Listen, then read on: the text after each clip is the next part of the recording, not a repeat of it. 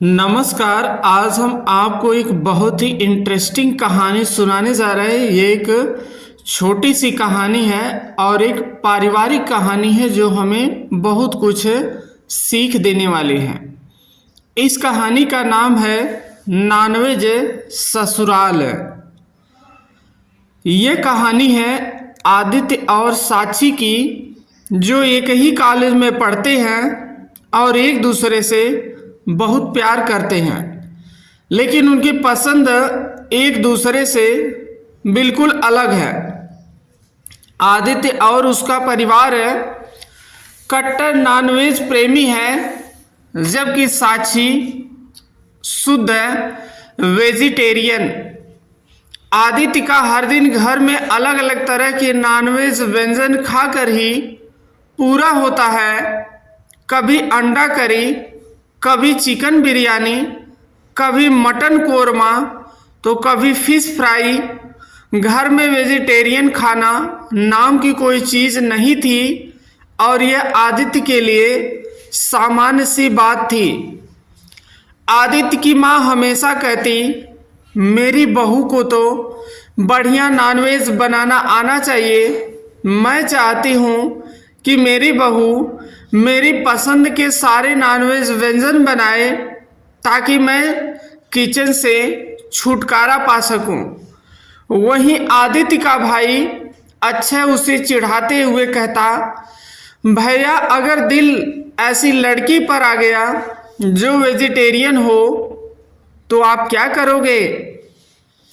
आदित्य हंसते हुए कहता, मुझे नॉनवेज छोड़ना तो मुमकिन नहीं, और अगर लड़की चाहिए तो उसे नॉनवेज खाना ही पड़ेगा।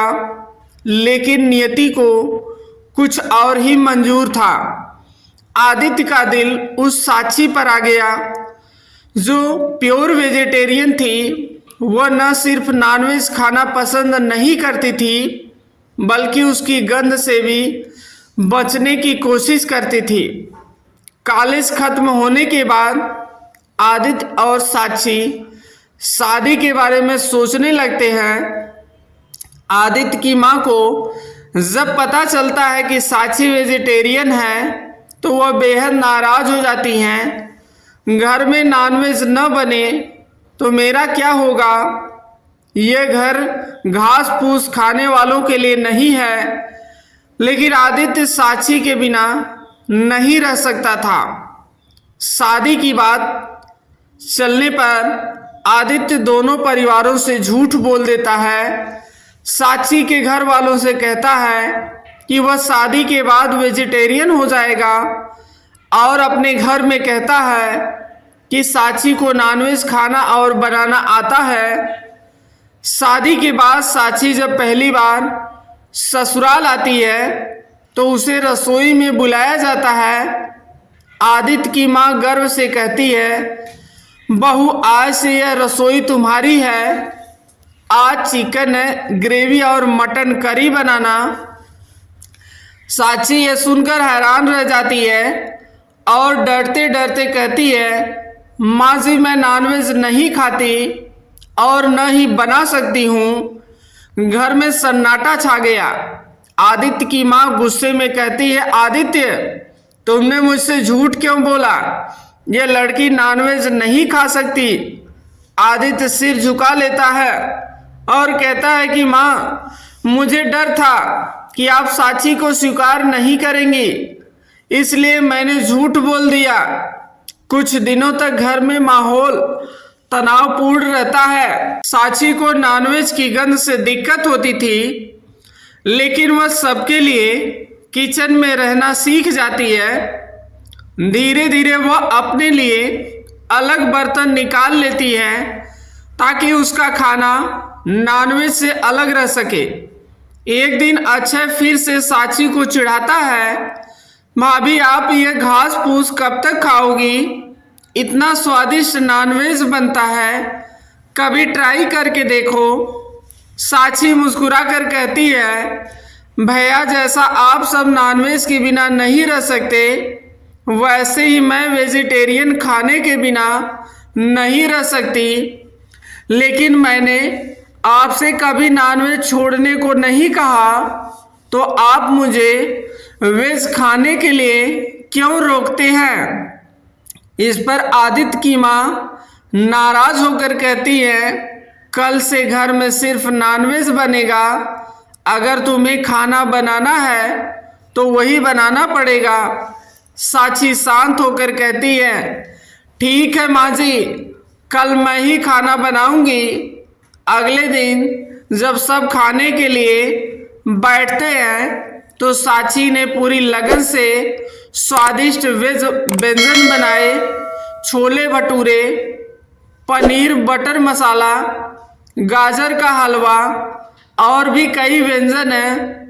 जब सब खाने बैठे तो खुशबू देखकर आदित्य के पिता बोले, अरे ये तो बहुत स्वादिष्ट लग रहा है। धीरे धीरे सभी खाने लगते हैं और तारीफ करते हैं। आदित्य की माँ भी मजबूरी में खाना खाती हैं और कहती है, ठीक है, मान लिया कि यह अच्छा बना है, लेकिन मैं नॉनवेज खाना छोड़ने वाली नहीं हूँ। आदित्य हंसते हुए कहता है, माँ, हम दोनों के लिए रास्ता निकाल सकते हैं। आप नॉनवेज बना सकती हैं और साची वेज। धीरे धीरे परिवार इस नए बदलाव को अपनाने लगता है। साची भी नॉनवेज की गंध की आदत डाल लेती है और परिवार वाले भी उसके वेज खाने का सम्मान करने लगते हैं। अब घर में दो तरह के व्यंजन बनते थे, नॉनवेज और वेज। समय के साथ साची और आदित्य की माँ के बीच भी एक अच्छी समझ बन जाती है। साची बिना किसी दबाव के वेज खाना बनाती और घर के अन्य सदस्य अपनी पसंद का नॉनवेज खाना भी बना लेते। आदित्य को एहसास होता है कि सच्चा प्यार समझौते से चलता है और हर किसी की पसंद का सम्मान करना जरूरी होता है। सीख, इस कहानी से हमें यह सीखने के लिए मिलता है कि प्यार और रिश्ते समझौते और सहनशीलता से चलते हैं। एक दूसरे की पसंद और आदतों को स्वीकार करना ही खुशहाल जीवन की कुंजी है। वास्तव में देखा जाए तो आज के समाज में चाहे पति पत्नी का रिश्ता हो या सास बहू का हो या भाई बहन का हो या परिवार में कोई भी रिश्ता हो, सबकी पसंद और नापसंद अलग अलग हो सकती है, लेकिन हमें सभी के पसंद और नापसंद का सम्मान करना चाहिए और हर सिचुएशन को मैनेज करना चाहिए।